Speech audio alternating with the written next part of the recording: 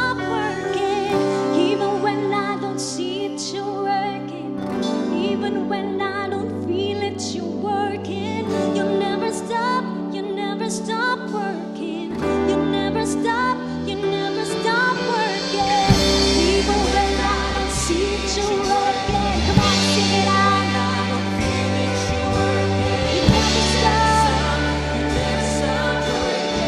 You never stop. You never stop working.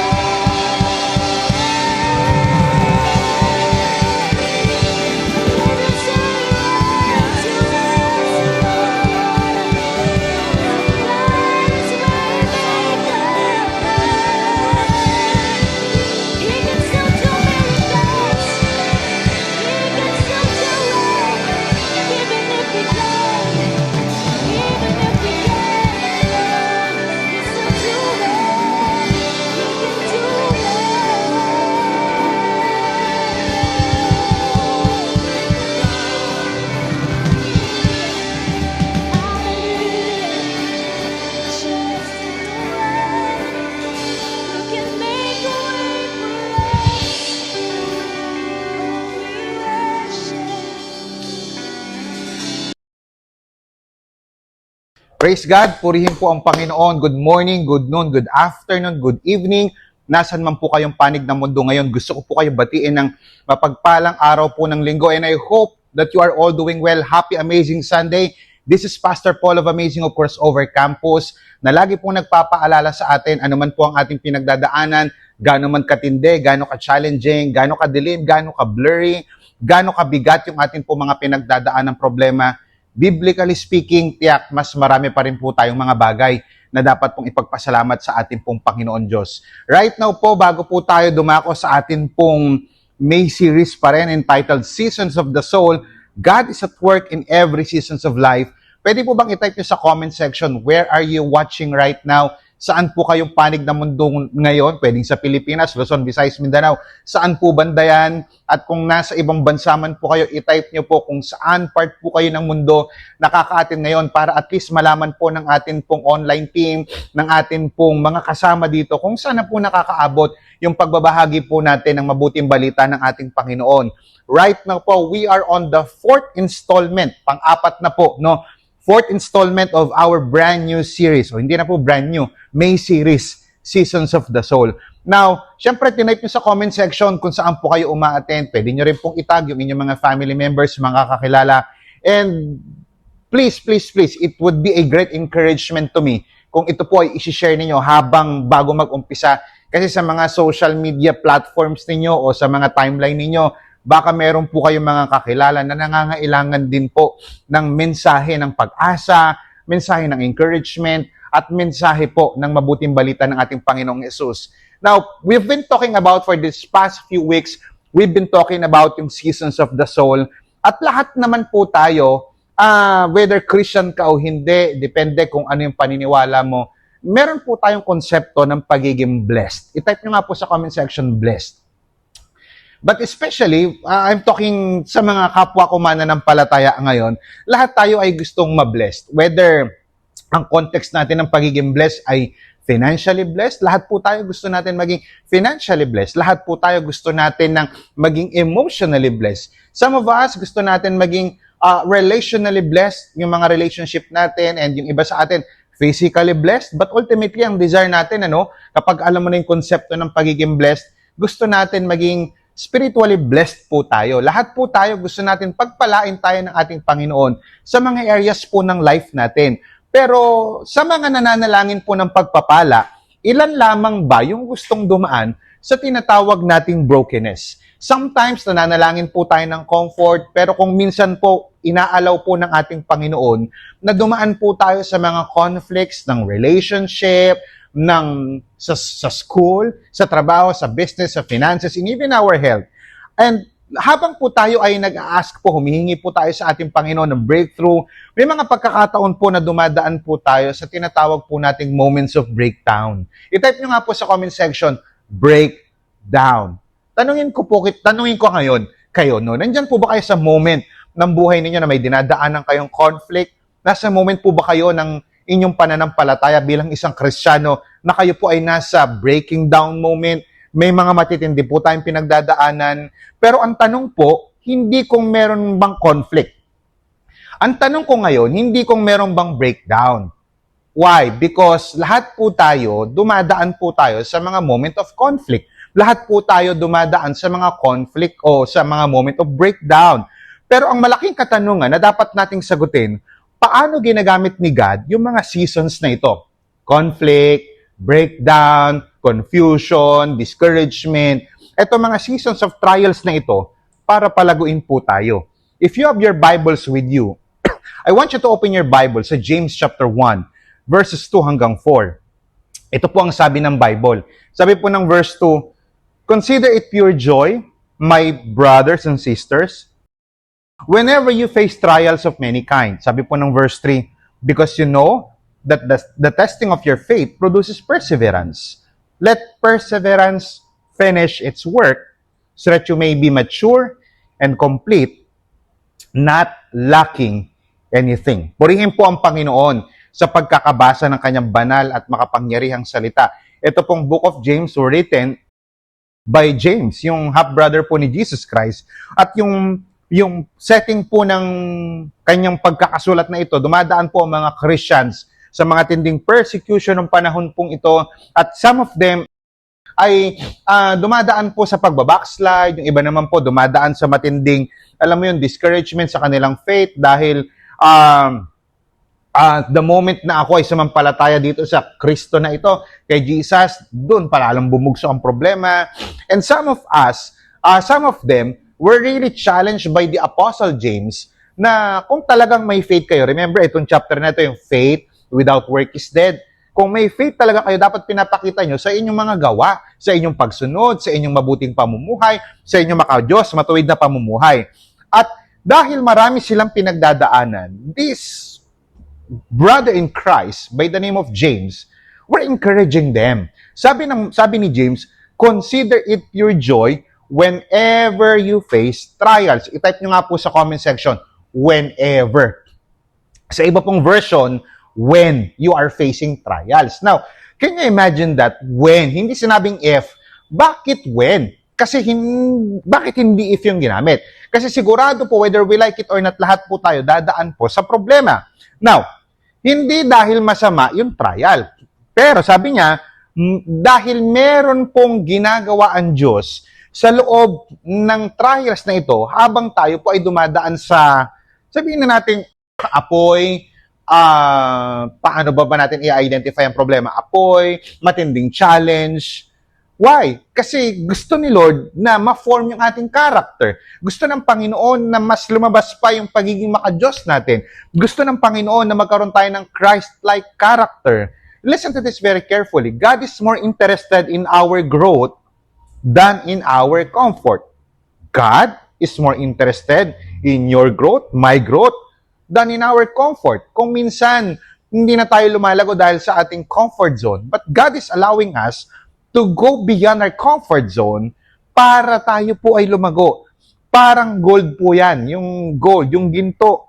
Pagka yung gold po pinapadaan sa fire, hindi para sirain ang gold, kundi para ilabas yung totoong part nito. Para linisin, para ayusin. Yun din po sa faith natin.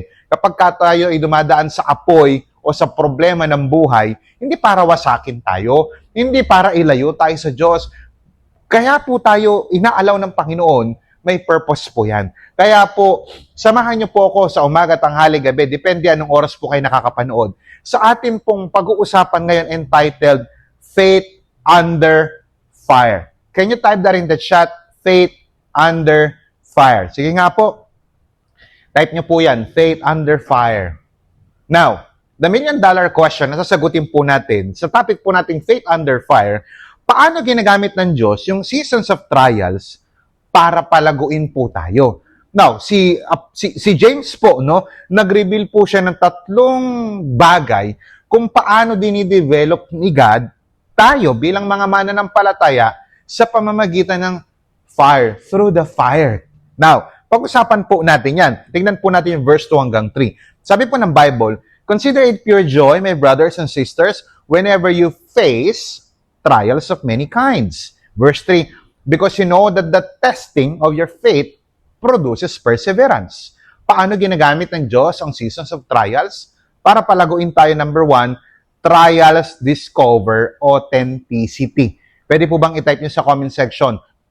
Trials discover authenticity. Kung medyo mabilis po kayo mag-type, go ahead para mabasa po ng mga nakakapanood sa atin na nandyan po sa comment section. Now, sabi po ng Bible, that testing of your faith.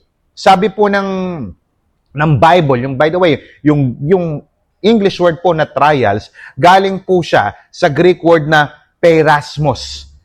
Ang ibig sabihin po niyan, pressures, affliction, or difficulties. Ito naman pong testing, galing po siya sa Greek word na dokimion, na ang ibig sabihin, ito pong term na ginagamit para sa, you need to catch this, a term used for refining metals, proving something genuine through fire. Kaya yung title natin, di ba, Faith Under Fire. Tapos yung illustration ko kanina, through the fire, yung gold, pinapadaan sa apoy. So, ibig sabihin pala ng testing, ginagamit itong terminology na to pagdating sa pagre-refine ng mga metals para ilabas, ayusin yung metal na ito. Ibig sabihin, ang testing, catch this, ay refining process. I-type niyo po sa comment section, refining process. Yung phrase na yan, refining process. Gusto kong tandaan niyo po yan. Ibig sabihin, yung mga testing na pinagdadaanan natin na sinulat ni James, refining process para makita natin kung genuine yung isang metal. Ganon din po pagdating sa ating pananampalataya. Yung tinuturo po ni James, hindi po yan sinasabi niya na parang random na punishment yung trials natin. Spiritual test po sila na kung saan ginagamit ng ating Panginoon para i-reveal kung tunay o genuine ba talaga yung ating faith. Ano po pwede natin matutunan dito? Ginagamit po ni God yung mga trials na pinagdadaanan natin. I don't know kung anong klaseng trials ang pinagdadaanan mo ngayon. Some of us are going through financial trials. Some of us are going through financial trials, physical trials, yung ating mga karamdaman. Iba naman, relationship, conflict. Iba naman, breakdown. Yung iba naman ay matinding conflict sa church, conflict sa tahanan. Listen to this very carefully. Ginagamit ni God yung mga trials na yan, hindi para malaman ni God. God knows everything. Ginagamit ito ni Lord para i-reveal at para makita natin kung totoo ba at genuine yung faith natin. Why? Why am I saying this? Kasi po madaling magtiwala sa Panginoon pag punong-puno tayo ng konsepto ng mundo ng blessing. Pagka may kotse, wow, blessed. Kapag may bagong cellphone, kapag ka healthy, kapag ka may daming pera, kapag ka all is doing well sa ating buhay, we call it blessing. Pero ang tunay na faith, hindi lang nakikita doon sa mga seemingly nakukuha natin o natatanggap natin. Ang tunay na faith, nakikita rin sa mga battles natin sa buhay. Kung wala ka ng pera, kung kinapos ka financially, kung wala ka ng pang-aral, kung nagkakasakit ka na, o nagkakaroon na ng conflict sa family. Mga kapatid, dito sa mga bagay na kakulangan natin, listen to this, pwedeng testing din ang pagkakaroon natin ng pagpapala. Don't get me wrong. Pero inaalaw, wag niyong isipin na doon lang tayo tinetest ng ating Panginoon. Tinetesting din tayo ng ating Panginoon para makita natin kung ano ang response natin, kung talagang authentic ba yung faith natin kapag ka everything is not going well with you. Dito na didevelop po yung ating faith. Ang faith na hindi matitest, hindi mo pwedeng pagkatiwalaan. Why? Kasi marami po sa atin, anybody can praise God during our prosperity. Anybody can praise God during graduation. Anybody can praise God during punong-puno ng pagkain sa hapagkainan. Everybody can praise God kapag healthy ka financially, emotionally, relationally, and physically. Listen to this, but trials reveal whether we will still trust Him even in the midst of pain, even in the midst of difficulties. Kaya yung sinasabi po nito ni James, parang ito rin po yung sinabi ni Peter sa 1 Peter chapter 1 verse 7. These trials will show that your faith is genuine. Yung mga pagsubok na pinagdadaanan daw nila noong unang panahon, ng context niya, yung 1 Peter, they were really persecuted. Kagaya po ng sa James, ganun din po sa 1 Peter. They were persecuted for following Christ. They were being persecuted for obeying God. At sinasabi ni Apostle Peter na sa pamamagitan ng mga pagsubok na ito, napapakita kung totoo yung faith mo. Why? Kasi ganun din po sa buhay natin bilang mga Kristiyano. Ginagawa ni Lord yung deepest work niya sa ating buhay kapag madilim na yugto rin ang ating buhay, ang ating pinagdadaanan. Si Job, natutunan niyang manampalataya kay Lord through suffering. Halos nawala, hindi pala halos, nawala talaga sa kanya ang lahat. Nawala sa kanya yung kanyang kabuhayan, ang kanyang mga anak, even yung kanyang health, even yung kanyang money, yung kanyang property. Doon na testing ang kanyang pananampalataya. What if padaanin tayo ng ating Panginoon kagaya ng pagpapadaan niya sa pinagdaanan ni Job? Even Abraham, napatunayan yung kanyang pagsunod doon sa Mount Moriah when he was being commanded by Yahweh to sacrifice his one and only son. He'd been waiting for this for how many years? And all of a sudden, uutusan siya that you sacrifice your son, Isaac. May mga bagay na minamahal natin. May mga bagay na gustong-gusto natin that we've been praying for this for years. Tapos biglang sasabihin ni Lord, isacrifice mo siya sa akin. Even Peter, si Peter napatunayan yung kanyang faith pagkatapos ng mga failures na kanyang pinagdaanan. Mga kapatid, I want you to understand this, that fire does not destroy real faith. It exposes it. Ang mga pagsubok na pinagdadaanan po natin, hindi po niya winawasak yung totoong pananampalataya. Ini-expose niya ito. Kagaya ng apoy, kapag kaginto, pinapadaan mo sa apoy, hindi niya winawasak yung tunay na apoy. O hindi niya winawasak yung tunay na ginto. Ini-expose niya ito. Sabi po ni Charles Spurgeon, trials teach us what we are. They dig up the soil and let us see what we are made of. Kaya mga kapatid, ano man ang pinagdadaanan mo ngayon, huwag mong isipin na iniwan ka ni Lord kapag ka-trials. Baka may mga pressures kang pinagdadaanan ngayon, pero yung mga pressures na yan, it's just a preparation sa next level ng life mo. It's just a preparation for you to become a more committed and authentic follower of Christ. Ask yourself, for convenience lang ba ang faith ko? Oo, committed ba talaga ako sa ating Panginoon? Minsan ang mga trials po ginagamit ng Lord para lumitaw ang tunay nating pananampalataya.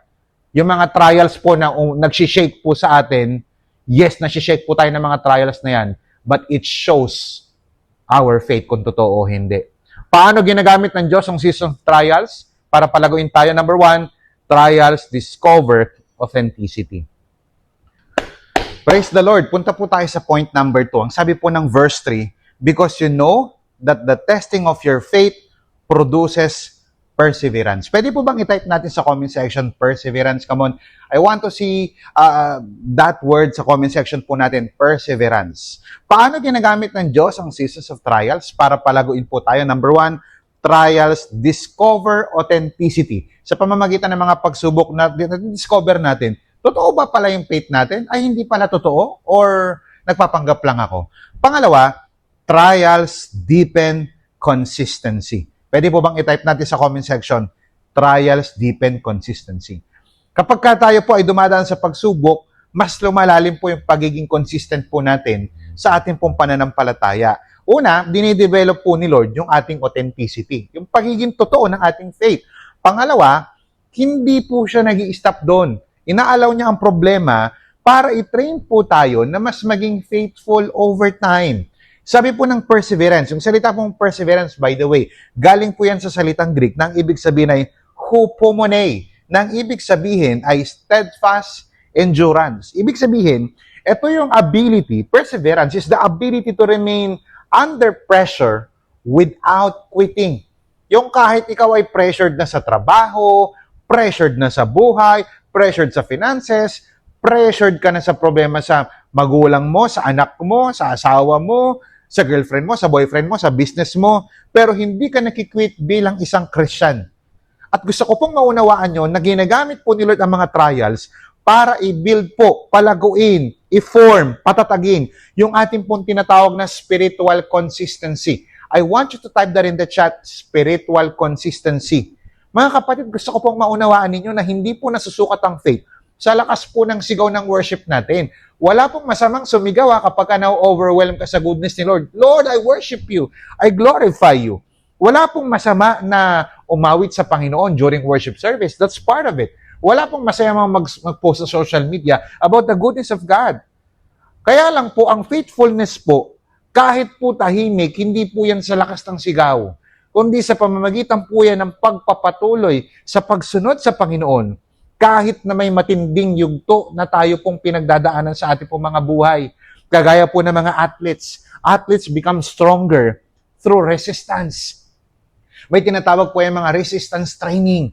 Kaya po tumatatag yung kanilang mga resistensya dahil po sa mga trainings na inaalaw po na pasukan po nila. Ganon din po, even the soldiers become tougher through battles. Kaya po sila tumatatag. Hindi lamang po sa training. Kapag ka-in-expose na po sila sa tunay na gera.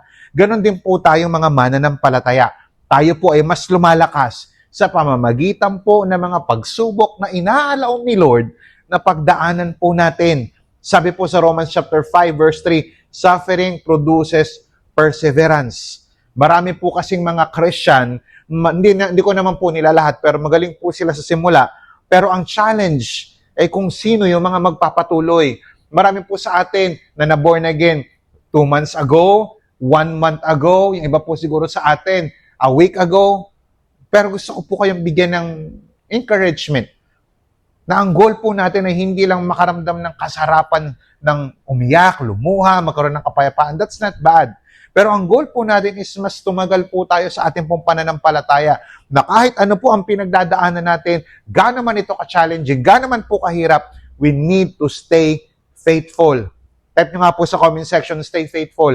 Kahit na nahihirapan ka na ngayon, ikaw ay magulang, ikaw ay Christian na empleyado, ikaw ay Christian na negosyante, ikaw ay Christian na meron kang pinagdadaanan ngayon sa health, perhaps meron kang cancer, meron kang goiter, meron kang matinding pinagdadaanan sa iyong health, stay faithful.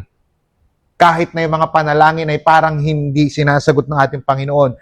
Patuloy po tayong sumunod, kahit na yung emotion natin minsan nagpa-fluctuate, alam nyo ba yan? Minsan hindi naman natin fail. Minsan hindi naman natin maramdaman si Lord. Minsan hindi naman natin feel na sumunod. Minsan hindi naman natin feel na magbigay. But still, susunod tayo, magbibigay tayo. Continue serving. Kahit na mabigat ang pinagdadaanan natin sa buhay. Marami sa atin, sinasabi natin, gusto natin mag-serve. Kasi okay na tayo ngayon. Pero paano pag hindi ka okay? Magsaserve ako kasi okay na finances ko. Paano pag hindi okay ang finances? Magsaserve ako kasi okay na kami ng asawa ko. Paano pag hindi pa kayo okay? Continue serving. When life feels heavy, continue being faithful to God. Patuloy po tayo magtiwala sa ating Panginoon kahit hindi po natin naiintindihan ang mga pangyayari. I don't know who is this for, but someone needs to hear this. Maybe some of us are going through tough times, going through difficult times sa iyong family, sa iyong health, sa iyong kaperahan, sa iyong negosyo, sa iyong pagtatrabaho. I don't know. Pero gustong sabihin sa iyo ng Panginoon na patuloy mo siyang pagkatiwalaan kahit hindi mo naiintindihan ang mga nangyayari o ang mga nangyayari sa buhay mo. Huwag kang susuko. Don't quit. I-type nyo sa comment section, don't quit. Pwede kang mag-quit sa paninigarilyo. Pwede kang mag-quit sa pornography. Pwede kang mag-quit sa mga makamundong bagay. Pero huwag mong susukuan ang pagsunod mo sa ating Panginoon. Why? Kasi yung pressure mo today, posibleng ginagamit ni Lord para i-prepare ka for your purpose tomorrow. Kapatid, I want you to understand that consistency in trials produces strength for the future. Palakpakan po natin ang ating Panginoon. Walang iyakan ha? Stay body lang. Okay na po, Pastor.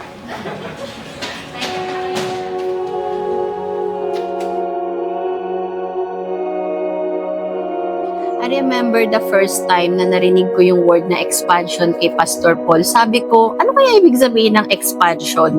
Hindi ko maintindihan yun. And that was 3 years ago. And that was also the first time that I was able to attend our core leaders meeting. And sabi ko, Lord, para meron kang gustong i-impose sa akin.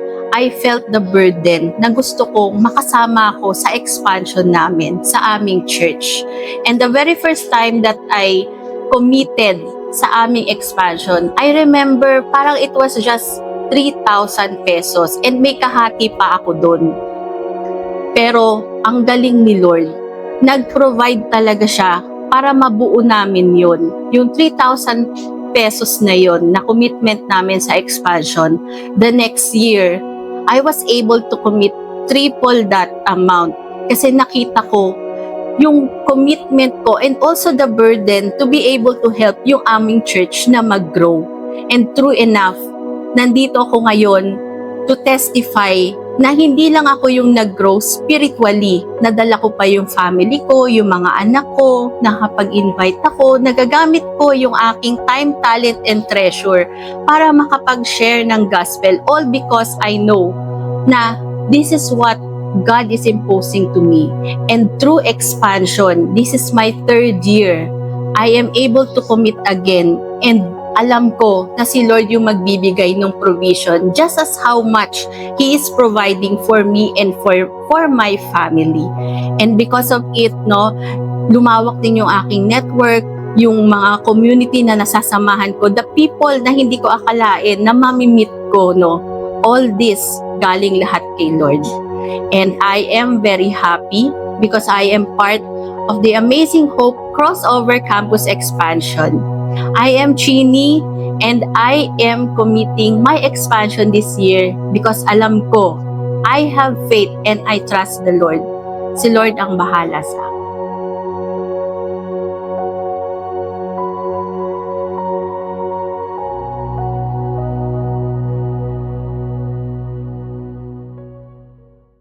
Paano po ginagamit ng Diyos ang seasons of trials para palaguin po tayo? Una, yung mga pagsubok pong yan, nadidiscover natin kung authentic ba talaga yung ating pananampalataya o nagpapanggap lang akong Christian.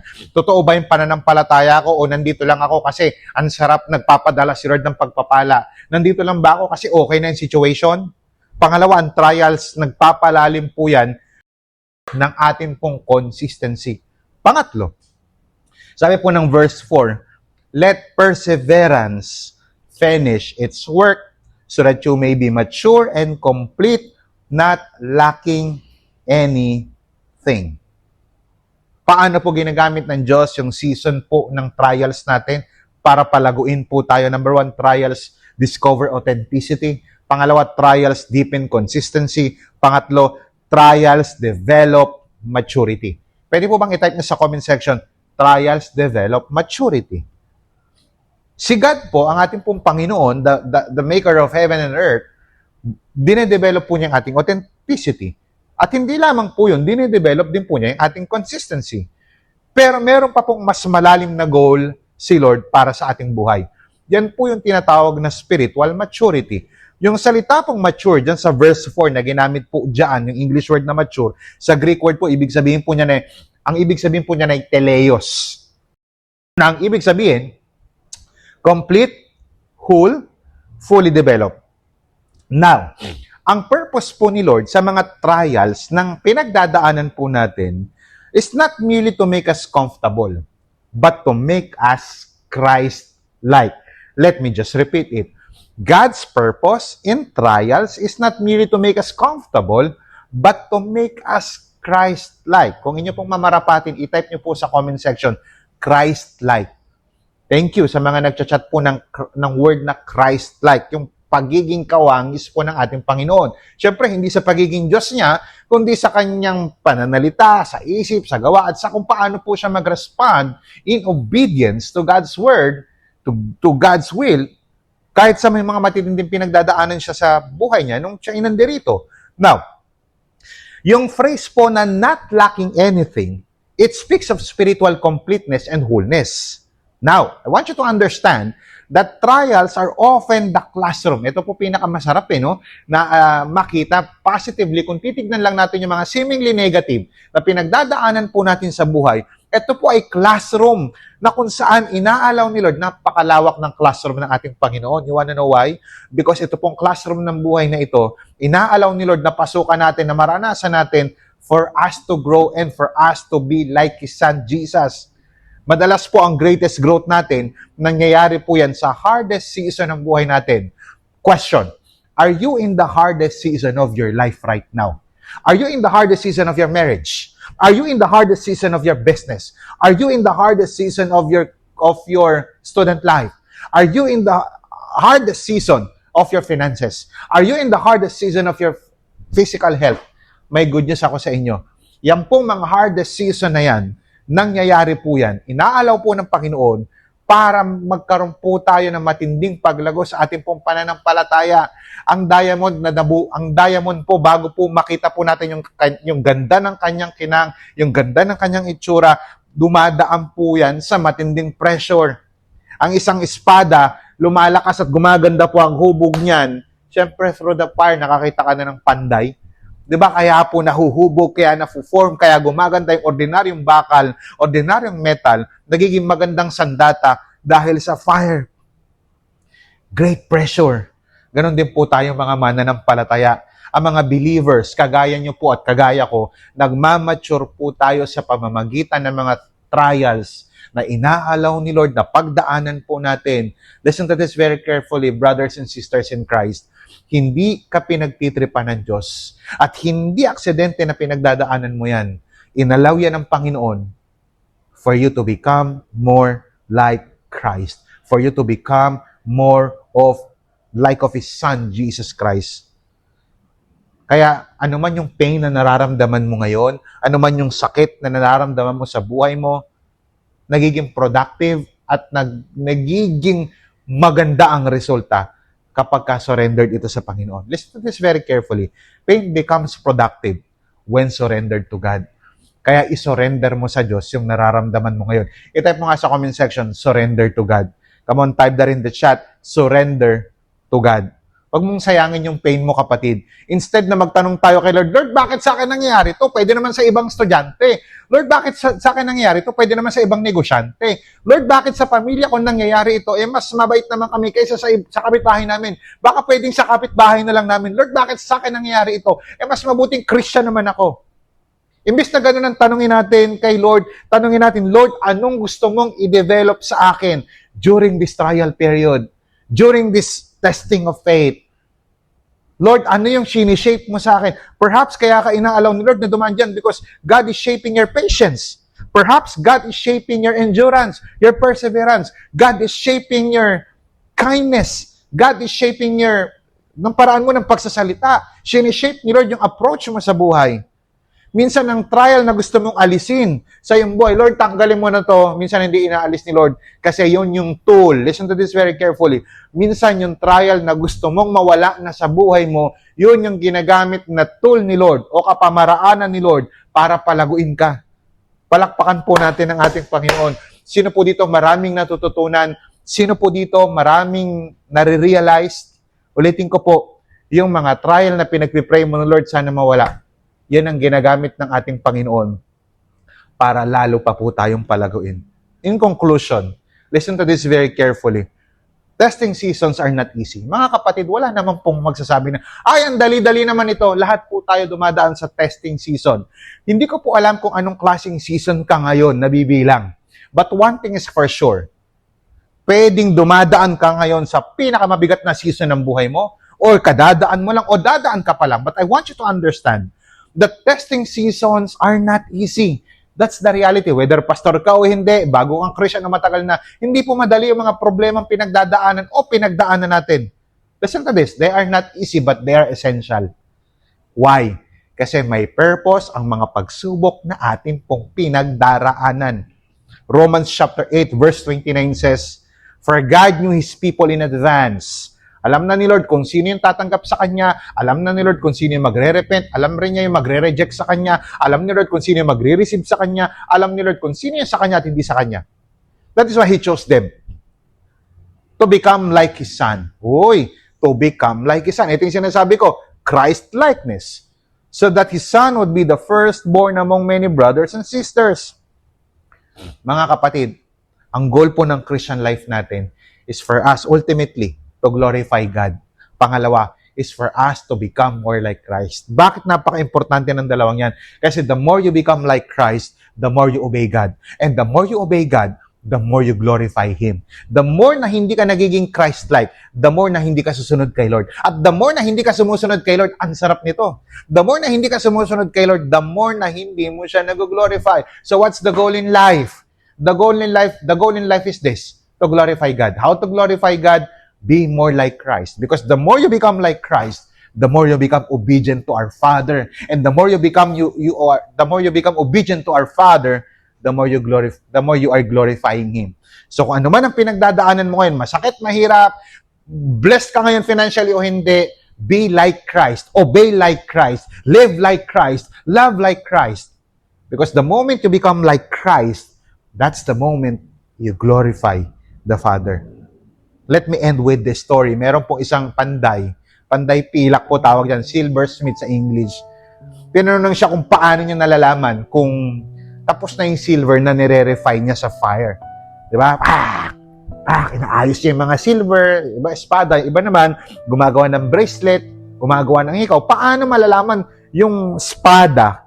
Sabi niya kung okay na. Sabi niya, kapag nakikita ko na yung reflection ko, malinaw na okay na yon. Ganon din ang ating Panginoon. Inaalaw ni Lord yung fire Hindi para makita yung reflection natin, kundi para makita yung reflection ng Son ni Jesus sa ating pong mga buhay. Kaya ang challenge ko po sa inyo mga kapatid, maybe your faith right now is under fire. Baka ngayon nasa season ka ng pressure, nasa season ka ng pain, nasa season ka ng suffering, nasa season ka ng waiting, pagod ka ng mag-antay, confused ka na, discouraged ka na, parang ang tahimik pa rin ni Lord. Pero tandaan mo ito kapatid, the fire is not the proof that God has left you. Yung fire na yan, hindi pruweba na iniwan ka ni Lord. Yung fire na yan, yan yung pruweba na God is shaping you. God is still in the habit of shaping His people through the fire. Type nyo nga po sa comment section, through the fire. At ginagamit niya itong mga trials na ito para i-develop yung authenticity ng ating faith. Kung totoo ba talaga yung faith mo. Kasi marami nagpo-profess na Christian pero hindi naman totoo yung faith. Christian lang sila kapag masarap ang nangyayari. Christian lang sila kapag okay pa sila. Dinidevelop tayo ni Lord yung ating, hindi lang authenticity, kundi yung ating consistency sa ating paglalakad bilang Christian at yung ating maturity in our character, Christ-likeness. Kaya wag mong takbuhan yung proseso. Pagkatiwalaan mo, hindi lang yung proseso, kundi yung nagre-refine sa'yo during the process. Trust the refiner. Because kapag katapos na po ang fire, when the fire is over, you will become more stronger, deeper, and you will become more like Christ. Pwede po bang manalangin tayo? Let us close our eyes and bow our heads. Mga kapatid, gusto kong sabihin sa inyo, habang tayo ay nananalangin, wala naman talagang nag-e-enjoy sa test. May seasons of pressure, may seasons of trials, may seasons of testing. Pero nakakatuwang isipin na ang Bible, sinasabi niya, yung command, consider it pure joy, my brothers and sisters, whenever you face trials of many kinds. Therefore, mga kapatid, ang testing at ang joy, they exist together. Pwedeng may pinagdadaanan ka pero masaya ka pa rin. Kasi alam mo na ginagamit ito ng Panginoon para i-authenticate ang aking faith, para turuan ako maging consistent, at para mag-mature ako kagaya ng kanyang bugtong na anak na si Jesucristo. Kapatid, while we are praying, I want to say to you, in every testing season, God is not trying to break you. He is building your faith. He is building you. He is maturing you. He is allowing those trials to grow you.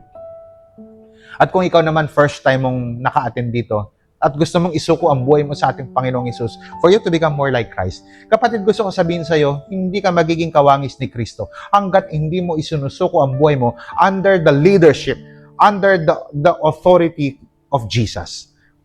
How can you be under the authority of Christ? Simple lang. Surrender your life.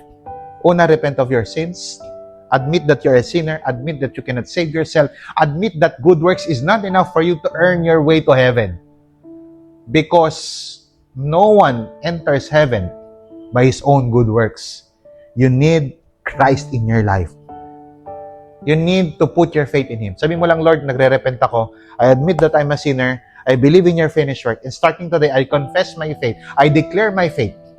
Starting today, tulungan niyo po ako, Panginoon Diyos. Samahan niyo po ako, Panginoon.